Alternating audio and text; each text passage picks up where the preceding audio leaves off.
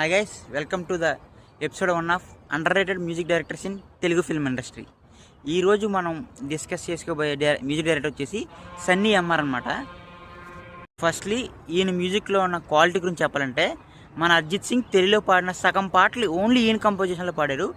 అంత మంచి క్వాలిటీగా ఉంటాయి అన్నమాట సాంగ్స్ అన్నీ. బట్ ఎందుకో సమ్వేర్ కొంచెం రికగ్నైజేషన్ చాలా తక్కువ వచ్చిందన్నమాట. మీరు ఈ సాంగ్ వినే ఉంటారు కదా.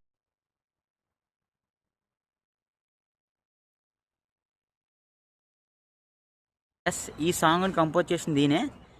ఎంత బాగుందో కదా. సో ఇలాంటి సాంగ్స్ ఆయన దగ్గర ఆల్మోస్ట్ ఒక 10-12 సాంగ్స్ ఉంటాయి అనమాట. ఎంత బాగుంటాయి, ఎంతకన్నా చాలా బాగుంటాయి. ఈయన మీకు ఒకప్పుడు గిబ్లీ ఆర్ట్లో ఒక సాంగ్ ట్రెండ్ అయ్యేది కదా, ఆ సీతాదేవి నవ్వులా. ఆ సాంగ్ కూడా ఈయన కంపోజ్ చేశారనమాట, ఫ్రమ్ రౌడీ ఫిల్మ్ మూవీ.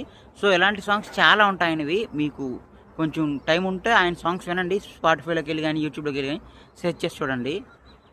ఇంకా ఆ దోచే మూవీ సాంగ్స్ అయితే అండర్ రేటెడ్ అమ్మమ్మ కూడా అనమాట. అవి చాలా బాగుంటాయి, బట్ అస్సలు వ్యూసే ఉండవు. సో ఒకసారి ట్రై చేయండి ఈ సాంగ్స్ని కూడా.